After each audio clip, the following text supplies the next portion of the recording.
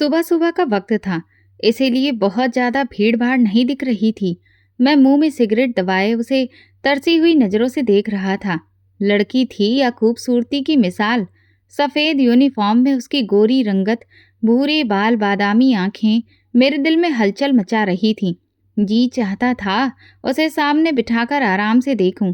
मैं उसे देखकर हमेशा बेकाबू सा हो जाता था। अपनी नजरों की तड़प छुपा नहीं सकता था।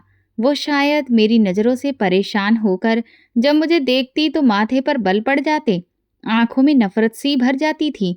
एक नज़र मुझे घूर कर हिकारत से देखती और बिना कुछ कहे आगे बढ़ जाती, और मेरा मन करता उसकी हिकारत का ऐसा जवाब दूं कि वो सारी उम्र मुझे भूल ना पाए। यह अमीर बाप की सुंदर बेटियों को क्या पता, अमीर क्यों ज़्यादा पसंद होते हैं। मैं एक मोबाइल की दुकान पर मोबाइल रिपेयरिंग का काम करता था। जहां मेरी दुकान थी वो मोबाइल की एक छोटी सी मार्केट थी। वहीं सामने एक बहुत आलीशान और महंगी कॉलोनी बनी थी, जिसके चारों तरफ दीवार की गई थी और मेन गेट पर दो गार्ड खड़े रहते थे। अंदर सिर्फ वही लोग जा सकते थे जो वहां रहते थे या उनके खास लोग थे। हम जैसे गरीबों को अंदर जाने की इजाजत नहीं थी। अगर किसी से मिलने जाना होता तो पहचान पत्र दिखाना पड़ता, क्योंकि वहां बड़े बड़े अफसरों वकीलों के बंगले बने थे। वैसे तो वो लड़की ज्यादातर अपने ड्राइवर के साथ ही कॉलेज आती जाती थी, लेकिन शायद उसे मोबाइल खरीदने का बड़ा शौक था। रोज जब भी कॉलेज से वापस आती तो अपनी गाड़ी रुकवाकर अलग अलग दुकानों से मोबाइल देखती, उनकी कीमतें पूछती, कभी खरीद लेती तो कभी छोड़ देती, और फिर कुछ महीने बाद उसे सस्ते दाम में बेच देती और पैसों से फिर नया मोबाइल खरीद लेती। वही अमीरों वाली आदतें। पहली बार मेरी नज़र उस पर तब पड़ी जब वो सामने वाली दुकान पर मोबाइल खरीदने आई। दुकान के एक कोने में मैं छोटे से टेबल पर बैठकर मोबाइल ठीक कर रहा था। जैसे ही उसे अंदर आते देखा, मैं देखता रह गया। बेहद खूबसूरत लड़की थी, कंधे पर छोटा सा बैग टांगे कह रही थी कि उसे नया मॉडल दिखाओ। दुकानदार मोबाइल दिखाने लगा, उसकी खूबियां बताने लगा, और मेरी नजरें उस पर टिक गईं। मैं एक सुंदरता का दीवाना नौजवान था। खूबसूरत लड़कियों को देख मेरी नजरें थिरकने लगती थीं। मैं उन्हें सिर से पैर तक ऐसे देखता जैसे उनकी सुंदरता अपनी आंखों में समेट लूंगा, क्योंकि ऐसी लड़कियों को पाना हमारे लिए नामुमकिन था। सब की सब अमीर घरानों से थीं। हम जैसे लोगों को तुच्छ समझती थी। उसके चेहरे पर गिरती हुई लट मेरा चैन चुरा रही थी। मैं बड़ी मस्ती से उसे देख रहा था। तभी उसने मेरी तरफ देखा और फिर फूंक मार कर अपनी लट उड़ाई। उसकी इस अदा पर तो मेरा दिल हार बैठा। मैं उसके दीदार में खो गया। उसने फिर नाराज होकर अपना चेहरा दूसरी तरफ कर लिया और मोबाइल लेकर चली गई। उसके बाद जब भी उसका आने का समय होता, मैं दुकान से बाहर खड़ा हो जाता, उसे जाते देखता रहता, यही सोचता कि काश एक बार मुझसे मुस्कुराकर बात कर ले। लेकिन जैसे ही मैं उसे देखता, उसके चेहरे पर नापसंदगी छा जाती। शायद मेरी नज़रों की भूख वो समझती थी। मैं गांव से शहर कमाने आया था। यहाँ आकर मोबाइल रिपेयरिंग का काम सीखा और यही काम करने लगा। जहाँ मैं रहता था वो एक पिछड़ा इलाका था, जो उन्हीं बंगलों की पिछली तरफ बना था। बाउंड्री लाइन की दूसरी तरफ हमारा छोटा सा घर था, जहां हम कुछ लड़के मिलकर किराया भरते थे। मैं देखने में ठीक ठाक था, लेकिन मसला गरीबी का था। एक बार मेरा एक दोस्त बोला कि तुम्हारा दिमाग मोबाइल के सिस्टम में बहुत चलता है। मैंने कहा हाँ, ऐसा है। मैं उसके मोबाइल का सॉफ्टवेयर चेक कर रहा था, जो दिक्कत कर रहा था। 10 मिनट लगे थे। मैंने उसका सारा डाटा ठीक करके उसको दे दिया। वो बोला, कभी मोबाइल हैकिंग के बारे में सोचा है? मैंने कहा क्या मतलब? बोला, जो दिमाग तुम्हारा है तुम लाखों कमा सकते हो। मैंने कहा कैसे? बोला, अगर तुम मोबाइल हैक करना सीख जाओ तो लड़कियों का डाटा अपने पास ले सकते हो और उन्हें ब्लैकमेल करके पैसे ले सकते हो, क्योंकि आजकल लड़कियां अपने मोबाइल पर अजीब अजीब तस्वीरें सेव करती हैं, और अगर कोई अमीर लड़की फंस गई तो तुम्हारे दिन तो बहुर जाएंगे। मैं सोचने लगा। फिर बोला, तुम तो देखने में भी अच्छे हो, अगर कपड़े ठीक पहनोगे तो कोई कह नहीं सकता कि तुम गरीब हो। मैंने कहा अच्छा? बोला हाँ, बिल्कुल सही कह रहा हूँ। मैं उसकी बात पर सोचने लगा, लेकिन ऐसा कोई मौका हाथ नहीं लगा। फिर मैंने मोबाइल हैकिंग के बारे में कोशिश शुरू कर दी। वाकई मेरा दिमाग इस काम में चलता था।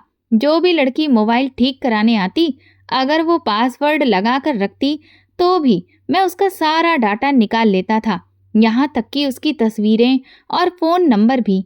पहली बार जब मैंने एक लड़की का सारा डाटा हैक किया तो उसको आवाज़ बदलकर कॉल किया और कहा कि मैंने तुम्हारा सारा डाटा निकाल लिया है। वो बोली, तुम झूठ बोल रहे हो। मैंने उसके मोबाइल पर कुछ तस्वीरें भेज दी, जिससे वो बुरी तरह घबरा गई। वो लड़की भी इसी कॉलोनी में रहती थी। मैं जानता था वहाँ ज़्यादातर अमीर रहते हैं। मैंने उससे पैसे मांगने शुरू किए। अपना एक फर्जी बैंक अकाउंट खोला, जिसमें नकली नाम डाला, किसी और का पहचान पत्र लेकर डाल दिया ताकि पकड़ा न जाऊं। और फिर वो लड़की इतनी घबराई कि कुछ नहीं समझी, और इस तरह मैं उससे हजारों रुपए मांगने लगा और वो देती रही, क्योंकि उसने अपने बॉयफ्रेंड के साथ कुछ गलत तस्वीरें मोबाइल में खींच रखी थीं, जिन्हें अगर मैं वायरल कर देता तो उसकी बदनामी हो जाती। यहाँ से मैंने अपना हैकिंग का काम शुरू किया था। जब भी कोई लड़की मेरे पास अपना मोबाइल ठीक करवाने के लिए आती, कुछ महीने बाद मैं उसे ब्लैकमेल करने लगता ताकि उसे शक न हो और मेरी कमाई का जरिया बना रहे। ये सिलसिला सिर्फ पैसों तक ही था। अभी तक रश्मि मेरे पास नहीं आई थी। वो तो मेरे ख्वाबों की रानी थी, मेरी राजकुमारी थी। उसे तो मैं यूं जाने नहीं दे सकता था। मैंने उसका मोबाइल लिया और देखने लगा। वो कह रही थी, शायद इसका जैक खराब है, चार्जिंग सही से नहीं हो रही। मैंने कहा, मैं देखता हूँ क्या दिक्कत है। वो मेरे बिल्कुल सामने खड़ी थी। मैंने कहा, आप कल ये मोबाइल ले जाना। वो बोली, ठीक है, और वहाँ से चली गई। मोबाइल में सच में जैक की ही दिक्कत थी। मैंने जैक तो ठीक कर दिया, लेकिन दिमाग लगाकर उसका सारा डाटा हासिल कर लिया, यहाँ तक कि उसका फ़ोन नंबर भी। मगर उसके साथ पैसे का कोई चक्कर नहीं करना था, क्योंकि उसके मोबाइल में ऐसा कुछ था ही नहीं। बस उसी की तस्वीरें थीं। किसी लड़के से शायद कोई चक्कर नहीं था, क्योंकि कोई ऐसी फ़ोटो नहीं थी जिससे मैं उसे ब्लैकमेल कर सकूं, और करना भी नहीं चाहता था। उसे तो मैं किसी और वजह से इस्तेमाल करना चाहता था। वो मेरी पहली ख्वाहिश थी। मैं अपने दिल की तसल्ली के लिए उसे बुलाना चाहता था, लेकिन ब्लैकमेलर बनकर नहीं। वैसे भी मैं ब्लैकमेल करके काफ़ी पैसा कमा चुका था। गांव में माँ भी बहुत खुश थी, क्योंकि मैं अपनी सैलरी से ज़्यादा पैसे भेजता था। अब तो मैंने बढ़िया बढ़िया कपड़े भी खरीद लिए थे। उन्हें पहनकर मैं कहीं से भी गरीब किसान का बेटा नहीं लगता था। मैंने अपने दोस्त से एक इस्तेमाल किया हुआ सिम लिया, क्योंकि वो अक्सर मोबाइल चोरी करता था। सिम निकाल कर एक तरफ रख देता था और मोबाइल मुझसे ठीक करवा कर आगे बेच देता। उसके पास बहुत सारी सिम पड़ी थी। मैंने फिर एक ऐसी ही सिम ली जो 2 साल पुरानी थी। यकीनन उसका मालिक तो उसे भूल ही चुका होगा। मोबाइल में वो सिम डाली तो मोबाइल ऑन हो गया। मैंने उससे रश्मि का नंबर मिलाया। उसने फ़ोन उठाया। उसकी आवाज़ सुनकर मुझे लगा जैसे कि चारों तरफ घंटियां बज रही हों। वो बोली, कौन कौन बात कर रहा है? मैंने कहा, आपका दीवाना। मेरी बात सुनकर वो कुछ देर चुप रही, फिर फ़ोन काट दिया। मैंने फिर कॉल किया। वो बोली, क्या चाहिए? मैं तुम्हारा नंबर ब्लॉक कर दूंगी। मैंने कहा, नहीं नहीं, ये जुल्म मत करना। देखो, ये मत समझना कि मैं तुम्हें परेशान करने के लिए कॉल कर रहा हूँ। मैं सच में तुमसे बहुत प्यार करता हूँ। मैं तुम्हें देख चुका हूँ, जानता हूँ। ये सुनकर शायद वो घबरा गई। बोली, क्या मतलब? कौन हो तुम? मैंने कहा, यहीं इसी इलाके में रहता हूँ। वो बोली, क्या मतलब? मैंने कहा, रोज तुम्हें गली से गुजरते हुए भी देखता हूँ। बड़ी मुश्किल से तुम्हारा नंबर मैंने हासिल किया है। ये मत समझना मैं कोई आवारा टाइप का लड़का हूँ। मेरा बाप बहुत बड़ा बिजनेस करता है। मैंने उससे झूठ बोलना शुरू कर दिया। वो बोली, बताओ ना, कौन हो? अंकल संजय के बेटे हो जो बंगला नंबर 4 में रहते हैं? मैंने कहा, नहीं, मैं वो नहीं हूँ। फिर वो बोली, अंकल नरेश के बेटे हो जो ब्रिगेडियर हैं? मैंने कहा, नहीं, उनका बेटा भी नहीं हूँ। वो फिर पूछने लगी, फिर कौन हो? मैंने कहा, इतनी जल्दी तो नहीं बता सकता, लेकिन मेरा बंगला तुम्हारे बंगले से बड़ा और खूबसूरत है। मैं दिल से तुमसे प्यार करता हूँ। मेरी बात सुनकर वो हंस पड़ी। बोली, पहले अपना परिचय तो दो। मैंने कहा, इतनी जल्दी नहीं बताऊंगा, पहले वादा करो कि मुझसे तुम दोस्ती करोगी। कुछ वक्त लगा लेकिन वो मान गई। अगर मैं सच में अपना परिचय बता देता तो शायद नफरत से वो फोन बंद कर देती या फिर नंबर ही ब्लॉक कर देती। लेकिन उसने दोस्ती की हामी भर ली। मैं उससे बातें करने लगा। उससे कहता, मैंने तुम्हें फलां पार्क में देखा था, क्योंकि उस कॉलोनी में जगह जगह पार्क बने थे। मैं मोबाइल ठीक करके घरों तक पहुंचा देता था, इसलिए कॉलोनी की कई जगहों से मैं वाकिफ था। एक बार मैं एक आर्मी ऑफिसर के घर उसका मोबाइल देने गया था। तभी वहां बनी छोटी सी मार्केट के सुपर स्टोर में मैंने उसे देखा। मैं भी वहीं चला गया। वो अपने लिए चीजें खरीद रही थी। मैं कोने में खड़ा होकर उसे देखने लगा। उस वक्त उसने रानी पिंक कलर का बहुत ही प्यारा सा कढ़ाई वाला सूट पहना हुआ था। बाल वैसे ही खुले छोड़े थे। बहुत सुंदर लग रही थी। रात को जब मैंने उसे फोन किया तो मैंने कहा, आज तो तुम आसमान की कोई परी लग रही थी। वो कहने लगी, क्या मतलब? मैंने कहा, रानी पिंक कलर तुम पर बहुत जच रहा है। ये सुनकर वो शायद हैरान हो गई। कहने लगी, तुमने मुझे कहाँ देखा? मैंने कहा, दिल वाले तो कयामत की नजर रखते हैं। तुम हर वक्त मेरी आंखों के सामने रहती हो। वो कहने लगी, प्लीज मुझे बताओ, तुमने मुझे कहाँ देखा? मैंने कहा, सुपर स्टोर में। वो कहने लगी, तुम वहां थे? मैंने कहा, हाँ। वो कहने लगी, मैंने तुम्हें नहीं देखा। मैंने कहा, तुमने देखा था, तुम्हें याद नहीं है। वो कहने लगी, तुमने मुझे देखा था तो फिर मेरे पास क्यों नहीं आए? मैंने कहा, इतनी जल्दी नहीं आ सकता, आऊंगा किसी दिन। वो कहने लगी, अब तो तुम्हें देखने को मेरा भी दिल कर रहा है। प्लीज मुझे अपनी एक फोटो भेजो। तुम्हें एक बार देखते ही मैं पहचान जाऊंगी। ये बात सच थी। वो मुझे देखती तो फौरन पहचान जाती। मैंने कहा, नहीं यार, इतनी जल्दी नहीं। वो कहने लगी, क्यों? क्यों नहीं? अगर तुम मुझसे दोस्ती रखना चाहते हो तो फिर मेरे सामने आओ। मैंने कहा, आऊंगा ना एक दिन, लेकिन अभी नहीं, प्लीज अभी मुझसे ऐसी डिमांड मत करो। वो मुझसे बातें करने लगी, लेकिन बार बार मेरा उस कॉलोनी में चक्कर नहीं लग सकता था। चौकीदार पहले मोबाइल के मालिक से फोन पर बात करता था। मुझे बताता था कि एक लड़का मोबाइल देने चाहता है, पास वाली मार्केट से आया है। जब मोबाइल का मालिक इजाजत देता तभी मुझे अंदर जाने की इजाजत मिलती थी, लेकिन अब मुझे रोज जाना था। उसे कहीं न कहीं देखना था, उसका हुलिया बताना था, ताकि वो मेरी मोहब्बत में गिरफ्तार हो जाए। इसीलिए मैंने वहां के चौकीदार से दोस्ती कर ली। मैं उसे 500 का नोट दिखाता और वो मुझे अंदर जाने देता। मैंने कहा, यार, अंदर जनरल स्टोर पर मेरे पापा काम करते हैं। वो बीमार रहते हैं, इसलिए मुझे उनकी दवाई देने जाना होता है। तुम ये 500 रख लो, मुझे जाने दिया करो। वो मान गया, इसलिए अब हर दूसरे तीसरे दिन मैं अंदर जाने लगा और जाता भी शाम के वक्त था। उस वक्त अक्सर वो लड़की वहां पर साइकिलिंग कर रही होती थी, या पार्क में बैठी बातें कर रही होती थी, या फिर सड़क पर टहल रही होती थी। काफी महिलाएं भी घर से बाहर ही होती थीं। मैं उस लड़की के घर को भी देख चुका था। उसके घर के सामने ही पार्क था, जहां बैठी वो अपनी किसी सहेली से बात कर रही थी। आज उसने लाल रंग की कुर्ती पहन रखी थी, साथ में जीन्स की पैंट थी। मैंने उसे फोन किया। मैंने कहा, आज तो तुम गुलाब का फूल लग रही हो। वो कहने लगी, क्या मतलब? क्या तुम मुझे देख रहे हो? मैंने कहा, मैं तो तुम्हें हर वक्त देखता हूँ, आज भी देख रहा हूँ। मुझसे बात करते करते वो सामने बने बंगलों की तरफ देखने लगी। कहने लगी, कहाँ खड़े हो तुम? अपनी बालकनी में हो या खिड़की में? प्लीज मेरे सामने आओ। उसकी बेचैनी देखकर मेरे अंदर जैसे कोई नशा सा चढ़ गया, ठंडक सी उतरी। मैं बेहद खुश हो गया। उसकी आंखों में अपने लिए बेचैनी देखकर वो मुझे देखने को बेचैन थी। मैंने कहा, नहीं यार, नहीं, इतनी जल्दी नहीं। अच्छा बात सुनो। कहने लगी, क्या? मैंने कहा, गुलाब का फूल तुम्हें दूंगा। वो कहने लगी, सच में? मैंने कहा, हाँ। वो कहने लगी, अच्छा, मैं तुम्हारी राह देखूंगी। मैंने फोन बंद कर दिया। वहीं लगे गुलाब के फूलों में से एक फूल तोड़ा। उस वक्त मैंने ब्लैक पैंट और ब्लैक शर्ट पहन रखी थी और ब्लैक कलर की कैप पहनी थी। अगर मैं तेजी से उसके पास से गुजरता तो वो मुझे देख नहीं सकती थी।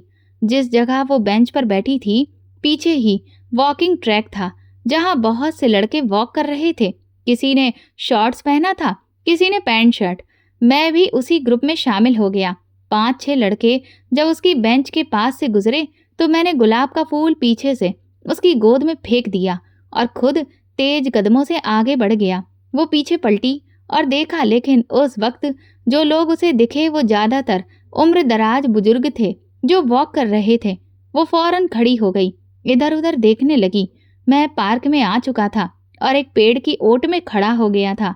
मैंने मोबाइल से फिर कॉल किया उसे। उसने फौरन फोन उठाया। मैंने कहा, ये तुम्हारे लिए, मेरा पहला तोहफा संभाल कर रखना। कहने लगी, तुम कहाँ हो? मैंने कहा, तुमसे कहा ना, अभी नहीं बताऊंगा। कहने लगी, ये क्या बात है, तुम मुझे बेवकूफ बना रहे हो। देखो, कहीं तुम बूढ़े तो नहीं हो? कहीं पता चले तुम 60 साल के हो और आवाज तुम्हारी लड़कों जैसी हो, क्योंकि मुझे तो यहाँ सब बड़े बड़े बुजुर्ग वॉक करते ही दिख रहे हैं। साथ साथ वो वॉकिंग ट्रैक पर चल रही थी और मुझसे बात भी कर रही थी और बड़ी तेज नजरों से इधर उधर देख रही थी। मैंने कहा, नहीं, मैं तुमसे बस 4 साल बड़ा हूँ। वो कहने लगी, अच्छा चलो अपना नाम बता दो। मैंने कहा, मेरा नाम मोहब्बत है। ये सुनकर वो खिलखिलाकर हंस दी। कहने लगी, अपना असली नाम बताओ, मम्मी पापा ने भी तो कोई नाम रखा होगा ना? मैंने कहा, वो नाम तुम्हारे लिए खास नहीं। कहने लगी, तो तुम्हें क्या कहकर पुकारूं? मैंने कहा, माई किंग कह दिया करो। वो हंस दी। कहने लगी, ये भी अच्छा नाम है। तुम्हारा नंबर मैं ऐसे ही नाम से सेव कर लूंगी। अब हमारी मोहब्बत का सिलसिला चल पड़ा। मैं तो वैसे भी उसकी मोहब्बत में डूबा हुआ था, लेकिन अब वो भी मेरी मोहब्बत का दम भरने लगी। मुझसे बहुत प्यार भरी बातें करती, कहती थी, तुम्हें देखने के लिए मेरी आंखें तरस गई हैं। प्लीज मुझसे और इंतजार मत कराओ, मेरे सामने आ जाओ, मैं तुम्हें देखना चाहती हूँ। उसके बिना रहना मेरे लिए भी मुश्किल था। दूसरी लड़कियों को ब्लैकमेल कर करके मैं उसके लिए कीमती तोहफे खरीदता और फिर उसके घर भेज देता। उस पर एक छोटा सा कार्ड लगाता जिस पर लिखा होता था, तुम्हारा किंग। एक बार वो फोन पर कहने लगी कि मैं भी तुम्हें तोहफा देना चाहती हूँ, तुम अपना पता मुझे क्यों नहीं बताते हो? मैंने कहा, मेरा पता तो तुम्हारे पास है। कहने लगी, क्या मतलब? क्या मैं जानती हूँ? मैंने कहा, अपने दिल में झांक कर देखो, मैं तुम्हें वहीं कहीं नजर आऊंगा। मेरी ऐसी बातों पर कभी कभी वो गुस्सा हो जाती, कहती, तुम बहुत बुरे हो। कभी कभी दिल करता कि तुमसे बात करना ही छोड़ दूं। मैंने कहा, ऐसा मत करना, बात नहीं करोगी तो मैं मर जाऊंगा। उसकी बेचैनियां, मुझे देखने का उसका इंतजार मेरे लिए सुकून बन गया। मैं बयां नहीं कर सकता था। मेरा जी चाहता था कि वक्त यहीं थम जाए और वो यूं ही मेरे लिए बेचैन दिखती रहे और मैं उसे तरसाता रहूं, इतना कि जब मैं उसके सामने जाऊं तो वो मेरी गरीबी को ना देखे, बस मुझे टूट कर चाहे अपनी सारी मोहब्बत मुझ पर लुटा दे। मैं उसे अपनी मोहब्बत में इस कदर पागल कर देना चाहता था कि उसे मेरी गरीबी नजर ही ना आए। एक बार तो उसने जिद पकड़ ली। कहने लगी कि उसकी दोस्त की बर्थडे पार्टी है जो एक हॉल में सेलिब्रेट हो रही है। वहां पर लड़के लड़कियां डांस भी करेंगे, पार्टी भी है। मैं तुम्हें इनविटेशन कार्ड की स्लिप दूंगी। मैंने कहा, मैं एक शर्त पर आऊंगा। वो कहने लगी, क्या? मैंने कहा, तुम्हें मेरे साथ कपल डांस करना पड़ेगा। वो कुछ देर हंसती रही, सोचती रही, फिर कहने लगी, डन। मैंने ब्लैकमेलिंग से अच्छे खासे पैसे कमा लिए थे, इसलिए अपने लिए एक बहुत जबरदस्त सूट खरीदा। आज मैंने उस कॉलोनी में जाने का चौकीदार को 1000 रुपया दिया था और उसने मुस्कुराते हुए वो पैसे रख लिए थे। मैं उस हॉल में पहुंच गया जहां पार्टी थी। वहां के गार्ड को मैंने अपने मोबाइल से कार्ड की तस्वीर दिखाई तो उसने मुझे अंदर जाने की इजाजत दे दी। जैसे ही मैं अंदर आया तो वहां बहुत शोर था। इंडियन रोमांटिक गाने लगे हुए थे और लड़के लड़कियां कपल डांस कर रहे थे।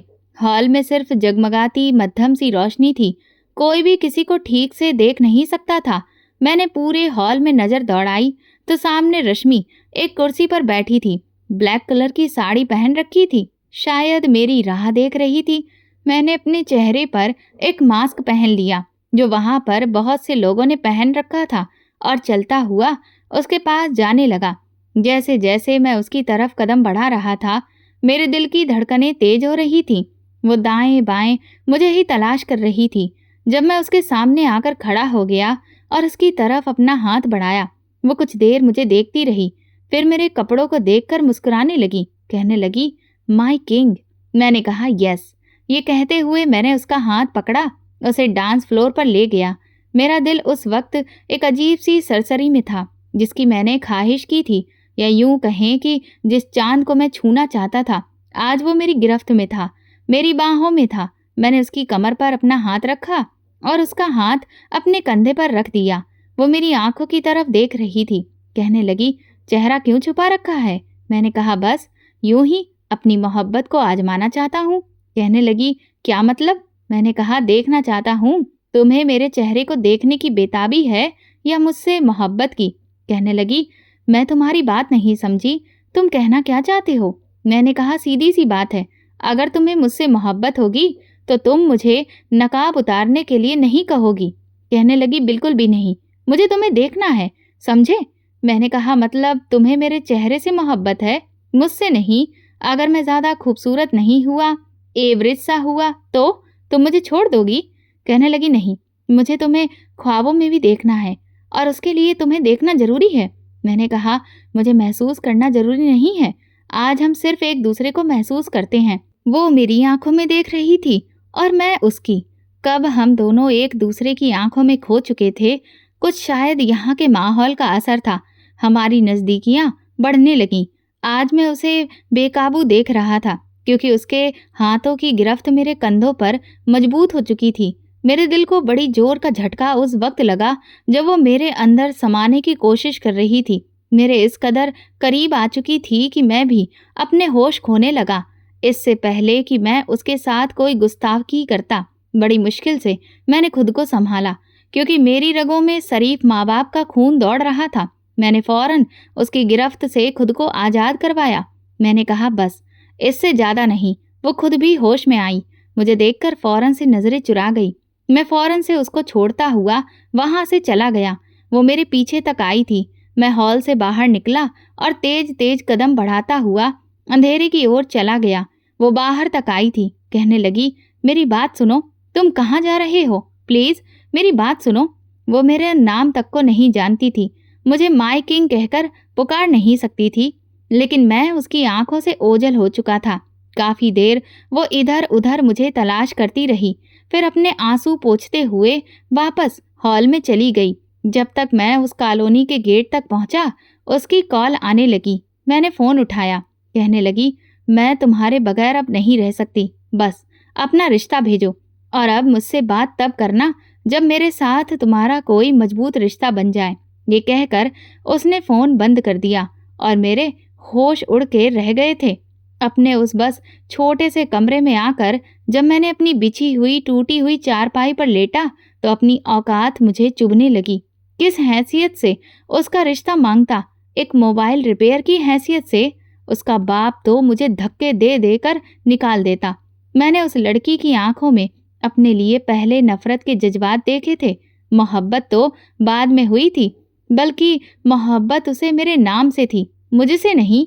अब फिर अगर वो मेरी शॉप पर आती तो वैसे ही नफरत और हिकारत से देखती थी, और अगर उसे ये पता चल जाता कि मैं ही वो लड़का हूँ जो उसे झूठ बोलकर और अपने आप को एक अमीर ज़्यादा कहकर उससे बात कर रहा हूँ, तो वो तो मुझसे नफरत ही करती थी, और मैं उसकी नफरत बर्दाश्त नहीं कर सकता था।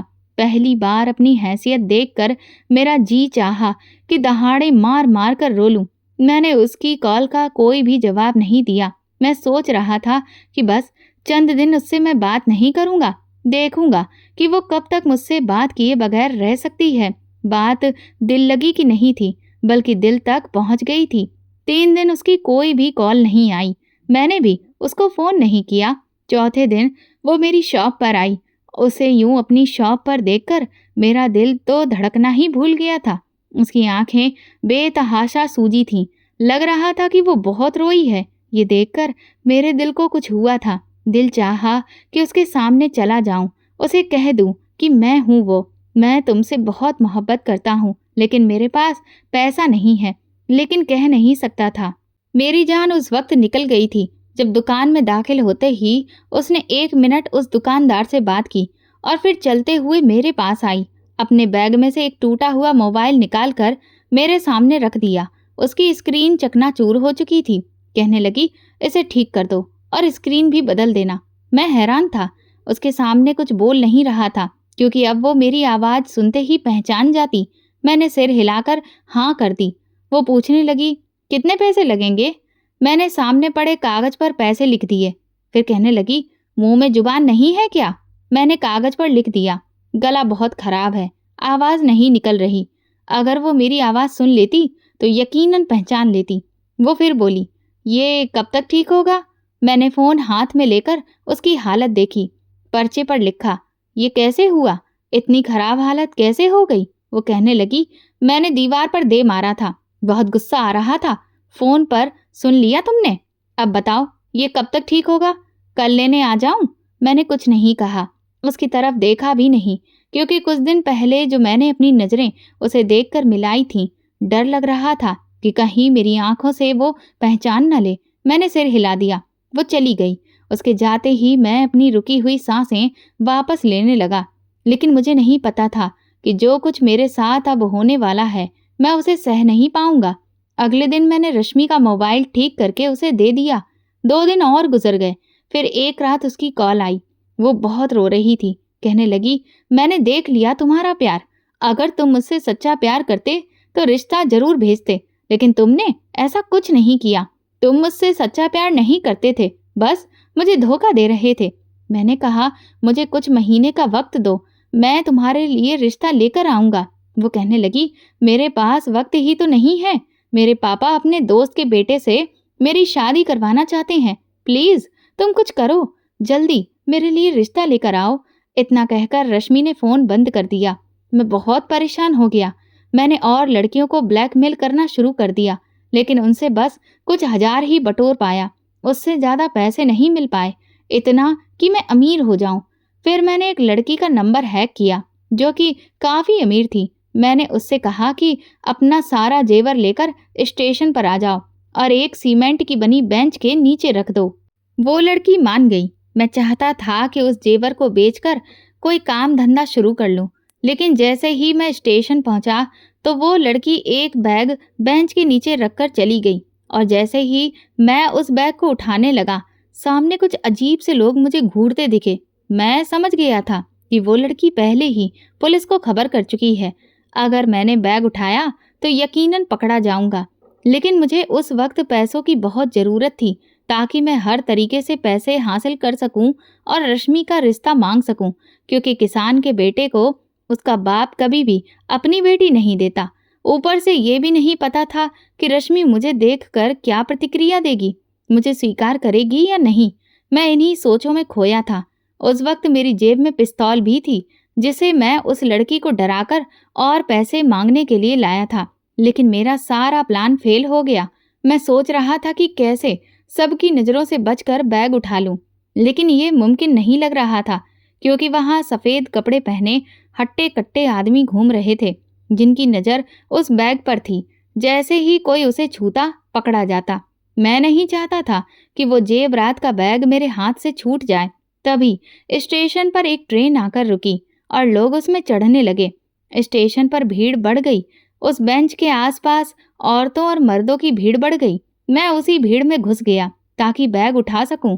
मैं काले रंग की शॉल ओढ़कर आया था। मैंने वो बैग उसी शॉल में छुपा लिया, लेकिन मैं बाहर नहीं जा सकता था, क्योंकि वहां पुलिस हर मुसाफिर की तलाशी ले रही थी। उस लड़की ने मेरे साथ बड़ा खेल खेला था। मैं समझ गया कि अगर मैं स्टेशन से बाहर गया तो पकड़ा जाऊंगा। इसलिए मैं ट्रेन में चढ़ गया, लेकिन दरवाजे पर खड़ा रहा। सोच रहा था, जैसे ही ट्रेन चल पड़ेगी और स्टेशन को पार करेगी, मैं वहीं कूद जाऊंगा। वो जेवर कम से कम भी होते तो 15 से 20 लाख का जरूर था, और अगर मैं पकड़ा जाता तो यकीनन मुझे 3-4 साल की जेल होती।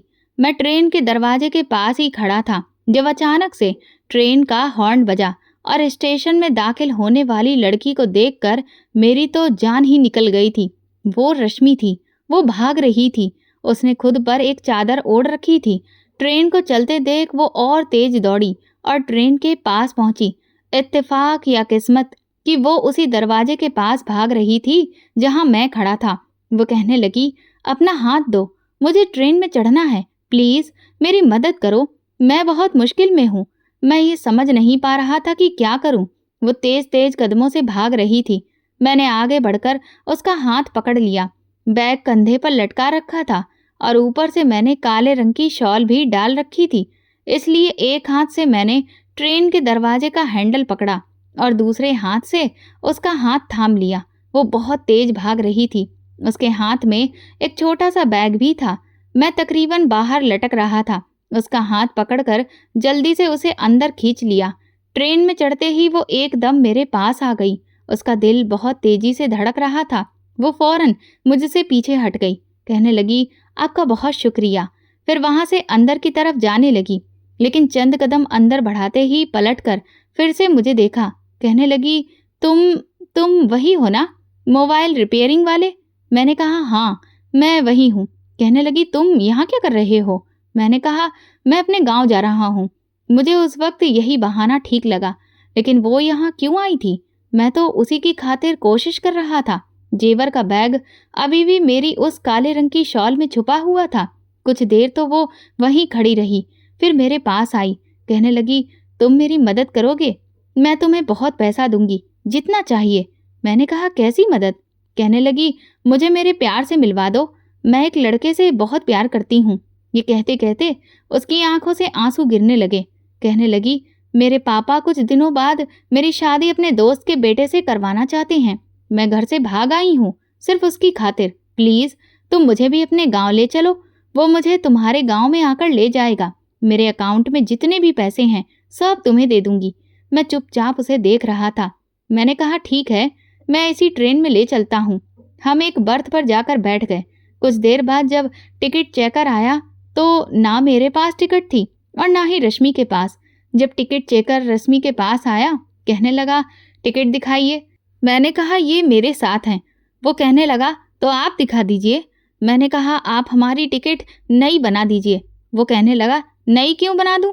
मैंने कहा, हम प्लेटफॉर्म पर टिकट खरीदने ही वाले थे कि ट्रेन चल पड़ी। उस टिकट चेकर ने कंधे उचकाकर पूछा, कहाँ जाओगे? मैंने अपने गांव का नाम लिया। जब उसने मेरा नाम पूछा तो मैंने अपना आईडी कार्ड उसे पकड़ा दिया। मैंने कहा, मिस्टर एंड मिसेस पवन के नाम से ही आप टिकट बना दीजिए। ये सुनकर रश्मि के माथे पर बल आ गए। टिकट चेक करके वो वहां से चला गया तो मैंने कहा, सॉरी, लेकिन ये मेरी मजबूरी थी। मैं क्या कहकर परिचय कराता? कहने लगी, बहन कहते, मैसेज कहने की क्या जरूरत थी? मैं अपनी आवाज बदलकर बात करने की कोशिश कर रहा था। उसके बाद वो अपना मोबाइल बैग से निकालकर कॉल करने लगी। मेरा मोबाइल वाइब्रेशन पर था। जेब में लगातार वाइब्रेट हो रहा था। मैं कब से उसकी कॉल इग्नोर कर रहा था। वो मुझे कब से कॉल कर रही थी, लेकिन मुझे स्टेशन पर जेवर का छोटा सा बैग चुराना था, इसीलिए मैं कॉल को इग्नोर कर रहा था। अभी भी वो कॉल कर रही थी, लेकिन मैं उसके सामने कॉल नहीं उठा सकता था, वरना सब बात खुल जाती। बार बार कभी वो मैसेज करती तो कभी कॉल करती। उसके चेहरे पर बेचैनी साफ नजर आ रही थी। प्लीज फोन उठाओ यार। वो बार बार फोन कर रही थी। बार बार अपने चेहरे से आने वाला पसीना पोंछ रही थी।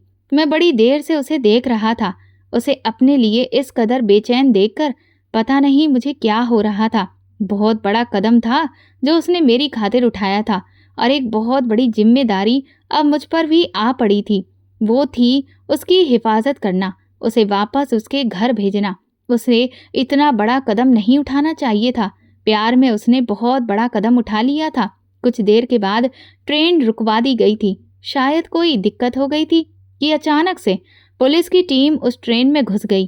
कहने लगी, हमें एक लड़की की तलाश है, इसीलिए हम हर केबिन की तलाशी लेंगे। ये सुनते ही रश्मि का रंग उड़ा। वो कहने लगी, ये लोग मुझे ही ढूंढ रहे हैं। प्लीज पवन, मुझे इनसे बचा लो। ये सुनकर तो मेरे भी होश उड़ गए। मैं उसे उठाकर ट्रेन के वॉशरूम में ले गया। उस वक्त वहां कोई भी नहीं था। मैं वॉशरूम का दरवाजा खोलकर उसके साथ अंदर घुसा और दरवाजा बंद कर लिया। वो कहने लगी, तुम पागल हो, ये क्या कर रहे हो? वो बुलंद आवाज में बोली। मैंने उसके मुंह पर कसकर हाथ रख दिया और अपनी उंगली अपने होठों पर रखकर उसे चुप रहने का इशारा किया। कुछ ही देर के बाद एक पुलिस की टीम ने वॉशरूम का दरवाजा खटखटाया। रश्मि बहुत बुरी तरह से डर गई। मैंने जोर से कहा, किसको तकलीफ है यहाँ? सुकून से रहने दो। वो पुलिस की टीम कहने लगी, हम किसी लड़की को तलाश कर रहे हैं। मैंने कहा, तो जाकर ढूंढो ना वो लड़की। मेरे साथ वॉशरूम में तो नहीं घुस सकती ना। जाओ यार, पहले ही बड़ी इमरजेंसी में हूँ। मेरी बात सुनकर कदमों की आवाज़ मुझे वॉशरूम से दूर जाती हुई सुनाई दी। मैंने फिर राहत की सांस ली और रश्मि के मुंह से हाथ हटा लिया। कुछ देर हमें वहीं इंतज़ार करना पड़ा। जब ट्रेन चल पड़ी तो हम बाहर निकले। कुछ देर ट्रेन के दरवाजे के पास खड़े अपनी सांसों को ठीक करते रहे। रश्मि मुझे देखकर मुस्कुरा रही थी और कहने लगी, तुम तो बहुत अच्छे लड़के हो। उसकी बात सुनकर मैंने उसकी तरफ देखा और कहा, क्यों, पहले बुरा लगता था? रश्मि कहने लगी, मैं तो तुम्हें वैसे ही समझती थी। मैंने पूछा, कैसा समझती थी? वो अपनी हंसी दबाती हुई बोली, छोड़ो, बताऊंगी तो तुम्हें बुरा लगेगा। मैंने कहा, मैं तुम्हें गुंडा, मवाली, लोफर और छिचोरा लगता होगा ना? उसकी हंसी फूट पड़ी। मैंने कहा, मैं ऐसा ही हूँ। उसकी हंसी अभी खत्म भी नहीं हुई थी कि मैंने जेब से सिगरेट निकालकर होठों में दबाई, लाइटर से जलाई और पीने लगा। रश्मि कहने लगी, मैं सोच भी नहीं सकती थी कि तुम मुझे यूं भी बचा सकते हो। मुझे तो लगा था कि बस अब मैं पकड़ी जाऊंगी। मैंने सिगरेट का कश लेकर धुएं को हवा में उड़ा दिया। मैंने पूछा, घर से क्यों भागी हो? रश्मि कहने लगी, किसी से मोहब्बत करती हूँ। तुम्हें बताया तो है। मैंने कहा, फिर भी घर से भागना सही नहीं था। रश्मि बोली, मेरे पास और कोई रास्ता ही नहीं था। मैंने पूछा, क्या तुम्हें उस शख्स का पता है? वो तुम्हारे साथ फेयर भी है या फिर अनफेयर? रश्मि कहने लगी, जान न्यौछावर करता है मुझ पर, लेकिन पता नहीं मेरा फ़ोन क्यों नहीं उठा रहा। उसे फिर से फ़ोन याद आया। रश्मि बोली, अपना फ़ोन दो मुझे, मैं वहीं से ट्राई करती हूँ। ये सुनकर मैं सिगरेट पीना भूल गया। मैंने कहा, नहीं, मैं अपना फ़ोन किसी को नहीं देता। रश्मि ने कहा, ये क्या बात हुई? मैं कौन सा तुम्हारा फ़ोन लेकर भाग जाऊंगी? बस एक कॉल ही तो करनी है। मैंने कहा, मैं फिर भी नहीं दूंगा। फ़ोन वाला मजाक मुझे बिल्कुल पसंद नहीं है। अगर मैं उसे अपना फ़ोन देता तो यकीनन वो अपना नंबर देख लेती। पता नहीं उसका क्या रिएक्शन होगा जब उसे पता चलेगा कि मैं ही वो लड़का हूँ। कुछ देर के बाद हम वापस आकर अपनी सीटों पर बैठ गए। रश्मि बर्थ पर लेट गई। मैं खिड़की के पास बनी कुर्सी पर बैठ गया और सिगरेट पीने लगा। अभी भी वो जेवर मेरे पास थे। सुबह 6 बजे मेरा गांव आ चुका था। मैंने रश्मि को जगाया और उसे स्टेशन पर उतार कर अपने घर ले गया। मेरी माँ और मेरे पिता उस अजनबी लड़की को मेरे साथ देखकर मुझे आश्चर्य से देख रहे थे। मेरी माँ कहने लगी, ये कौन लड़की है? मैंने कहा, एक मजबूर लड़की है। ट्रेन में इसका भाई इसके साथ सफ़र कर रहा था, लेकिन एक स्टेशन पर वो कुछ लेने के लिए नीचे उतरा। इससे पहले कि वो बेचारा ट्रेन पर चढ़ता, ट्रेन ही चल पड़ी और फिर वो वहीं रह गया। मुझे मजबूरन इसे यहाँ लाना पड़ा। जैसे ही इसका भाई इसे लेने आएगा, मैं इसे उसके हवाले कर दूंगा। मैंने बहाना बनाया। रश्मि मेरी तरफ हैरत से देख रही थी। वो मेरे कान के पास आकर धीरे से कहने लगी, इतने बहाने तुम्हारे दिमाग में आ कैसे जाते हैं, वो भी इतनी जल्दी? मैंने धीरे से कहा, सीधी खड़ी रहो, मेरी माँ देख रही है। ये सुनकर वो सीधी हो गई। मेरी माँ ने उसे मेरी छोटी बहन के कमरे में भेज दिया। मेरे पिता मेरे पास आए और कहने लगे, तुम बिना बताए क्यों वापस आ गए? मैंने कहा, मैं तो आपको सरप्राइज देना चाहता था। मुझे क्या पता था कि आपको बुरा लगेगा। मेरे पिता बोले, ऐसी बात नहीं है। बहरहाल तुम थके हुए आए हो, इसीलिए अब तुम जाकर आराम करो। मैं अपने छोटे से कमरे में चला गया, अपनी शॉल उतारी और फिर उसका बैग अपनी अलमारी में रख दिया। कुछ देर आराम करने के लिए मैं लेट गया। अपनी जेब से बटुआ निकालकर एक तरफ रख दिया। कुछ देर में मैं सो चुका था, लेकिन तभी बहस की आवाज़ सुनकर अचानक से मेरी आंख खुल गई। मैं फौरन उठकर बैठ गया। बाहर मेरे पिता मेरी माँ पर चिल्ला रहे थे। मैं समझ गया कि मम्मी पापा की वही रोज की लड़ाई शुरू हो चुकी है, लेकिन होश तो मेरे उस वक्त उड़ गए जब बाहर से पापा मेरा नाम लेकर मेरी माँ को डांट रहे थे। मुझे तो उस कमबख्त पर पहले ही शक था। उठाओ उसको और बुलाकर लाओ, आज मैं उस नालायक की टांगें तोड़ दूंगा। मैं परेशान था कि अब मैंने ऐसा क्या कर दिया। मेरी छोटी बहन घबराई हुई मेरे कमरे में आई और कहने लगी, पापा बहुत गुस्से में हैं भाई, आपको बुला रहे हैं।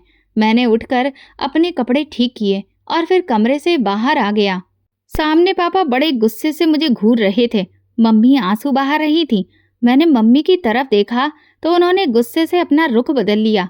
पापा कहने लगे, मुझे तो पहले ही यकीन था, ये कमबख्त कोई ना कोई गुल जरूर खिलाएगा। मैंने कहा, मैंने क्या किया है?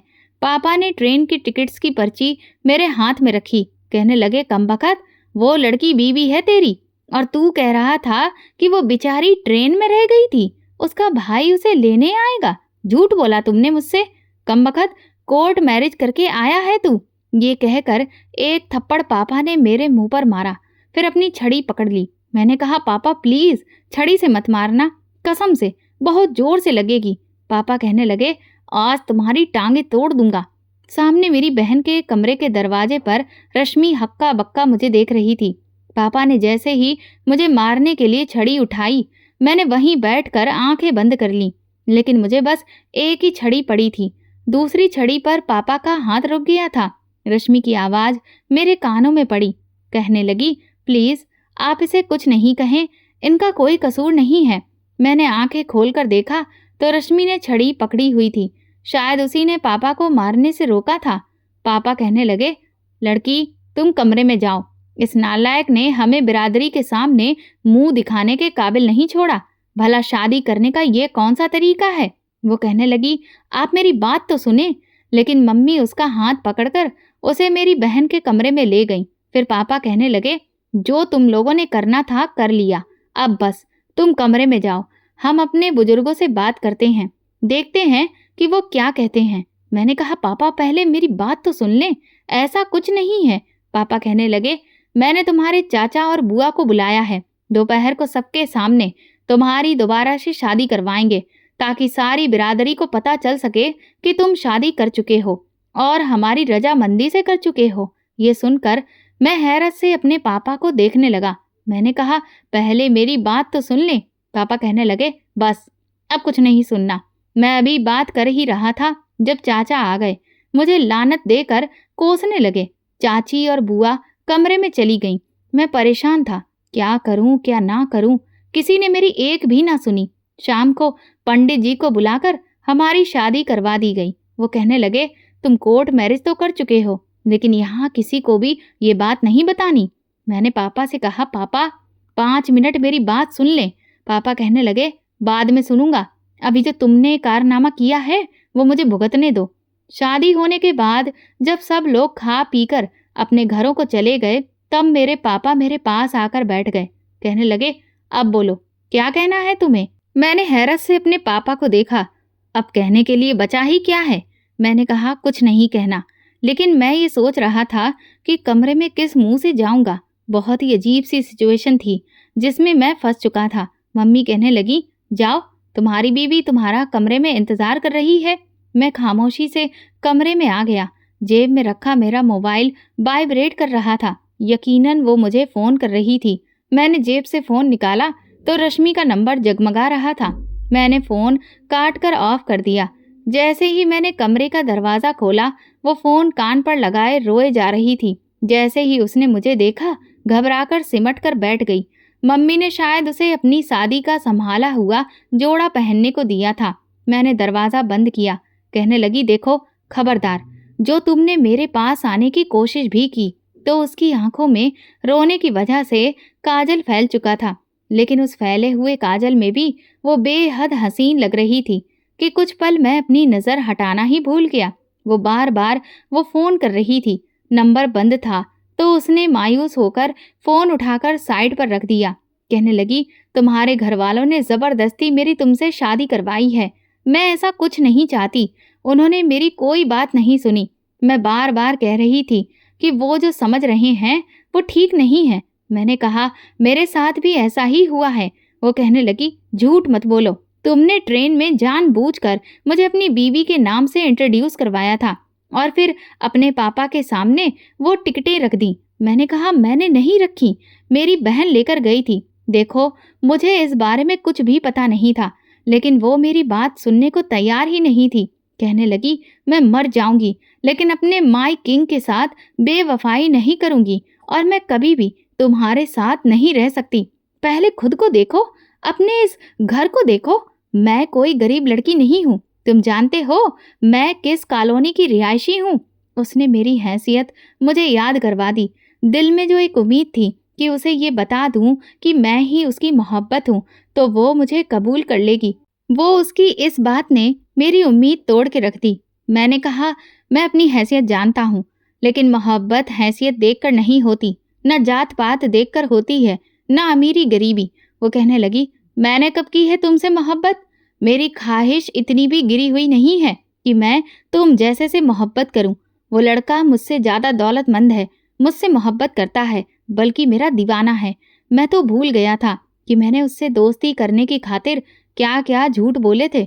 मैंने कहा, जी ठीक कहा तुमने, मेरी हैसियत नहीं है कि चांद की ख्वाहिश कर सकूं। बेफिक्र रहो, तुम्हें सुरक्षित तुम्हारे घर तक पहुंचा दूंगा। कहने लगी, उसकी जरूरत नहीं है, बस एक बार वो मेरा फोन उठा ले। जब उसे पता चलेगा कि मैं इस मुसीबत में हूं तो भागा चला आएगा मुझे बचाने के लिए। वो बहुत मोहब्बत करता है मुझसे, मेरी खातिर वो कुछ भी कर सकता है। मैंने सोचा, ये बात तो उसने सही कही, मैं वाकई इसके लिए कुछ भी कर सकता था, मैं उसे छोड़ नहीं सकता था। मैंने खामोशी से अपना तकिया उठाया, जमीन पर रखकर लेट गया। वो मेरे सिंगल बेड पर सो गई। अगले रोज मुझसे कहने लगी, सॉरी, मैंने कल गुस्से में तुम्हें बहुत बातें सुनाई। देखो, तुम एक बहुत अच्छे इंसान हो, तुमने मुश्किल में मेरी मदद की है, लेकिन बेफिक्र रहो, मैं तुम्हें तुम्हारा पूरा मुआवजा दूंगी। मैंने कहा, रहने दो, मुझे नहीं चाहिए। अच्छाई की कोई कीमत नहीं होती। हम गरीब जरूर हैं, लेकिन बेगैरत नहीं कि किसी की बहन बेटी की इज्जत को कम समझें। मैं तुम्हें बाइज्जत तुम्हारे घर छोड़ दूंगा। मैंने कहा, अगर चंद दिनों में उसने फोन नहीं उठाया तो मेरी राय है कि तुम अपने बाप के पास वापस चली जाओ। इस 4 दिन की मोहब्बत के लिए अपने माँ बाप को जलील मत करो। मैं तुम्हें तलाक भी दे दूंगा। ये कहकर मैं कमरे से बाहर चला गया। मैं सोच चुका था कि अब मैं उसे फोन नहीं करूंगा, ताकि वो अपने घर वापस चली जाए, क्योंकि वो कभी भी मुझे एक्सेप्ट नहीं करेगी। जब वो मेरी सच्चाई जानेगी तो मुझसे नफरत करेगी, और मैं नहीं चाहता था कि वो मुझसे नफरत करे। बस एक बेनाम सा रिश्ता था। मैं चाहता था कि वो हमेशा मुझे चाहती रहे, मुझसे मोहब्बत करती रहे और समझती रहे कि शायद मेरी कोई मजबूरी थी। जब उसने मुझे मेरी हैसियत याद करवाई थी, मैं समझ गया था वो कभी भी मेरे इस घर में, इस माहौल में नहीं रहेगी। और फिर मैंने मोहब्बत की शुरुआत झूठ से की थी, और ऐसी मोहब्बत का यही नतीजा होता है। 2 दिन वो बहुत कॉल करती रही, लेकिन मैंने फ़ोन ऑफ ही रखा। तीसरे दिन मैंने उससे कहा कि वो अपनी तैयारी कर ले, मैं उसे उसके बाप के घर छोड़ आऊँगा, उसे तलाक भी दे दूँगा। पहले तो वो बार बार फ़ोन करती रही। मैंने कहा, धोखेबाज था वो, अगर मोहब्बत करता होता तो जवाब देता, फ़ोन उठाता। उसने सिर्फ तुमसे वक्त बिताया था। कहने लगी, ऐसा नहीं हो सकता, मैंने उसकी आंखों में अपने लिए मोहब्बत देखी थी। उसकी आंखें मैं अभी तक भूल नहीं पाई। उसने आंसू भरी आंखों से मेरी तरफ देखा। मैंने फौरन नजरें चुरा ली, कहीं मेरी आंखें देखकर पहचान ही ना जाए। मैंने कहा, अब चलो। कहने लगी, ठीक है, लेकिन मेरा बाप मुझे क्यों अपनाएगा? वो तो यही समझेगा कि तुमने मुझसे शादी की है तो मेरे साथ रिश्ता भी कायम किया होगा। मैंने कहा, मैं तुम्हारे चरित्र की हर गवाही देने को तैयार हूँ, हर किस्म की कसम उठाने को तैयार हूँ। तुम बेफिक्र रहो, मेरे साथ चलो। मैं उसे वापस शहर लेकर आ गया, उसके बाप के घर। जब उसे छोड़ने गया तो उसके बाप ने मुझे उसके साथ देखकर बहुत मारा। वो बार बार कहती रही कि आप उसे क्यों मार रहे हैं, मेरी बात तो सुनो। वो कहने लगे, ये कमीना तुम्हें अपने प्यार के जाल में फंसाकर यहाँ से लेकर गया था, हम इसे जिंदा नहीं छोड़ेंगे। तुम यकीनन इसके बहकावे में आकर घर छोड़कर गई थी, इससे पहले कि वो मेरे सामने आकर खड़ी हो जाती, मेरा बचाव करती। उसके बाप ने उसे बाजू से पकड़ लिया, अपने गार्ड से कहने लगे, इसको इतना मारो कि जान से ही मार डालो। ये गंदी नाली का कीड़ा, इसकी हिम्मत कैसे हुई मेरी बेटी के साथ मोहब्बत करने की, उसे बहकाने की। वो कहने लगी, डैड, ये वो नहीं है, भगवान के लिए इसे कुछ मत कहो।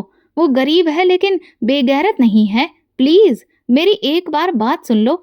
लेकिन किसी ने उसकी एक नहीं सुनी। मैं मार खाता रहा, क्योंकि मैं जानता था कसूरवार तो मैं हूँ। मुझे मार मार कर घर से बाहर निकाल दिया गया। मैं बहुत जख्मी हालत में था, लग रहा था कि बस अब मैं मर जाऊंगा। जब उसके बाप के गार्ड्स ने मुझे बाहर सड़क पर फेंका, किसी कचरे के ढेर की तरफ, फिर कॉलोनी के गार्ड से कहकर मुझे बाहर फेंक दिया गया। वहां रहने वाले मेरे दोस्तों ने जब मुझे देखा तो वो मुझे घर ले गए, मेरी मरहम पट्टी भी करवाई। मैं बिल्कुल चुप हो गया। कुछ दिन बाद मैं तलाक देने के लिए रश्मि के घर दोबारा गया ताकि ये सिलसिला खत्म करूं। तो उसके घर पर मैंने देखा कि ताला लगा हुआ था। पड़ोसियों से पूछा तो वो कहने लगे कि उसके घरवाले उसे विदेश ले गए हैं, शायद इटली या लंदन, और कुछ साल तक वो वापस नहीं आएंगे। मैंने कहा मुझे उनका कोई नंबर ही दे दो, मेरा उनसे संपर्क करना बहुत ज़रूरी है। वो कहने लगे कि हमें उनका कोई नंबर नहीं पता। मैं बेहद परेशान था क्योंकि वो अभी भी मेरी पत्नी थी। फिर सोचा शायद उसके बाप अदालत से सब कुछ खत्म करवा देंगे। मैंने बहुत कोशिश की कि उसे भुला दूं। मैं दोबारा उसी दुकान पर रिपेयरिंग का काम करने लगा, लेकिन मैंने हर गलत काम छोड़ दिया। ना किसी लड़की की तरफ आंख उठाकर देखा, ना ही किसी की हैकिंग की। मेरे पास जो जेवर पड़ा था वो भी मैंने उस लड़की को वापस कर दिया जिसकी मैंने चोरी की थी। ईमानदारी से मैं काम करने लगा। 1 साल में उस शख्स की पूरी दुकान मैं संभालने लगा और तनख्वाह भी बढ़ गई। मेरे बाप को लगा कि शायद मैं अपनी बीवी के साथ शहर में ही बस गया हूँ। फिर मेरा सेठ मुझे कहने लगा कि उसने दुबई में अपनी एक शॉप खोली है और वो चाहता है कि मैं दुबई में उसके मोबाइल की शॉप पर काम करूं, क्योंकि उसे मुझ पर बहुत भरोसा था। मैं दुबई चला गया और दिन दुगनी रात चौगनी तरक्की करने लगा। 3 साल के अंदर मैंने अच्छा खासा पैसा कमा लिया और बड़ी बड़ी मोबाइल कंपनियों से मेरे कांटेक्ट होने लगे। मैंने अपना खुद का काम शुरू किया और खूब तरक्की भी करने लगा। 5 साल का अरसा गुजर गया। 5 साल बाद मैंने उसे देखा। उस वक्त उसकी उम्र 24 से 25 साल थी और मैं 29 साल का हो चुका था। लेकिन पहली नज़र में ही उसे पहचान गया। वो भी मेरी तरफ देखते ही दौड़कर मेरे पास आई और बोली, तुम पवन हो ना? मैंने कहा, कहाँ चली गई थी तुम? मैंने तुम्हें बहुत ढूंढा, तुम्हारा घर बंद था। बहुत कोशिश की कि तुमसे संपर्क हो जाए। मैं तुम्हें आज़ाद करना चाहता था क्योंकि अभी भी तुम मेरी पत्नी हो। वो बोली, हाँ।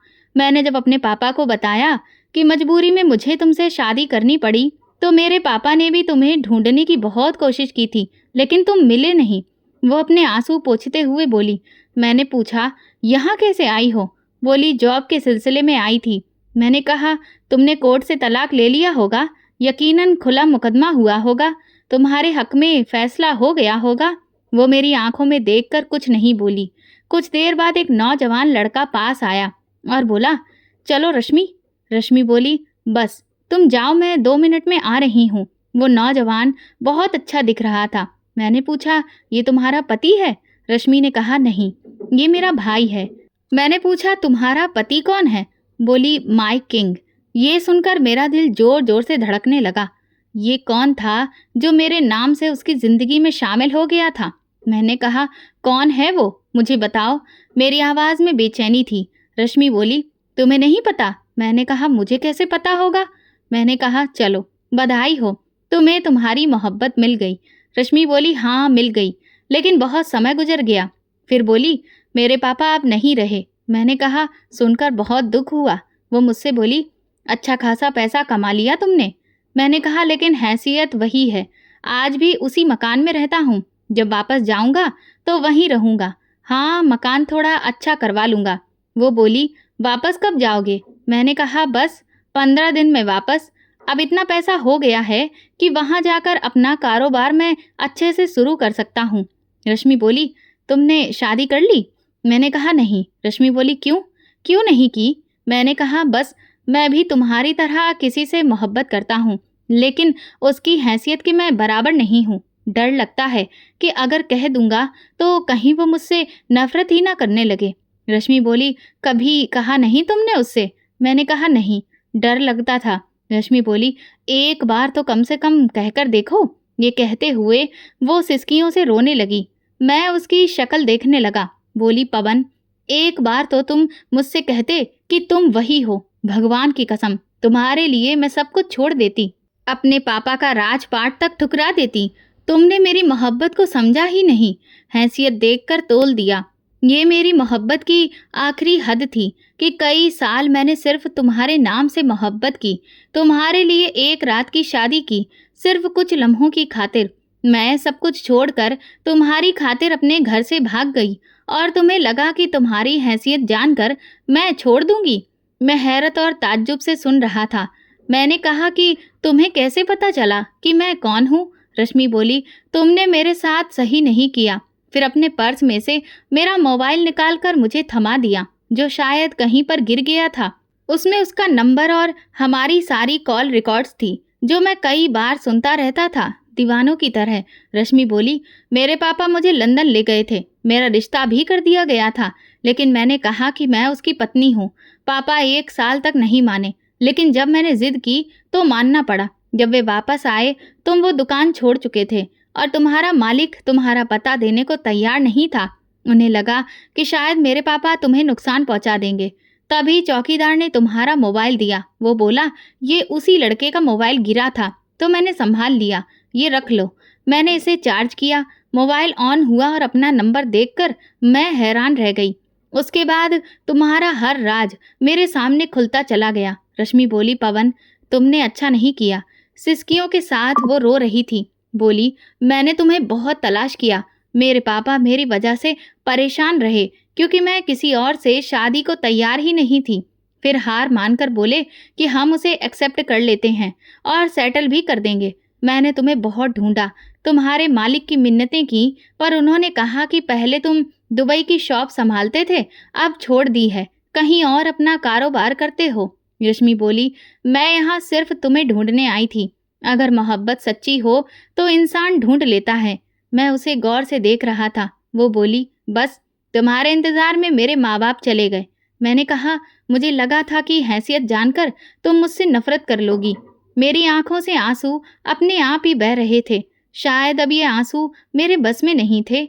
मैंने कहा, मैंने तुम्हारी आंखों में मोहब्बत देखी थी, इश्क देखा था, बेचैनियां देखी थी, नफरत नहीं देख सकता था।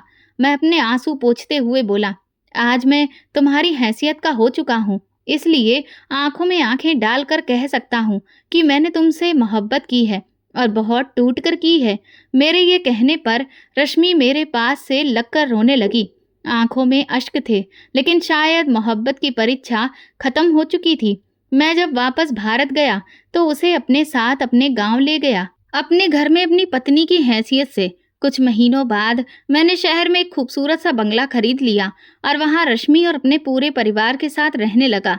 साथ ही अपने कारोबार को भी अच्छे से चलाने लगा। रश्मि अब मेरे साथ बहुत खुश थी और मैं भी हर दिन भगवान को उसे मुझसे मिलाने के लिए धन्यवाद कहता था। दोस्तों, गलत तरह के कामों का अंत हमेशा बुरा ही होता है, इसीलिए हमें कभी भी इस तरह के कोई भी काम नहीं करने चाहिए, बल्कि अपनी मेहनत से ही खुद के जीवन को बेहतर बनाना चाहिए। बस ये पूरी कहानी काल्पनिक है, इसका किसी भी व्यक्ति, स्थान या वास्तविक घटना से कोई संबंध नहीं है। इसका उद्देश्य केवल मनोरंजन और सस्पेंस आधारित कहानी प्रस्तुत करना है। इसमें दर्शाई गई घटनाएं, पात्र और परिस्थितियां पूरी तरह से कल्पना पर आधारित हैं। हम किसी भी प्रकार के अपराध, धोखे या गलत व्यवहार का समर्थन या प्रचार नहीं करते। आपको ये कहानी कैसी लगी मुझे कमेंट सेक्शन में ज़रूर बताएं। मेरे चैनल को सब्सक्राइब कर वीडियो को लाइक कर दें और वीडियो को हाइप भी दें। ऐसी और भी रोमांचक कहानियों को सुनने के लिए मेरे चैनल के साथ बने रहें। धन्यवाद।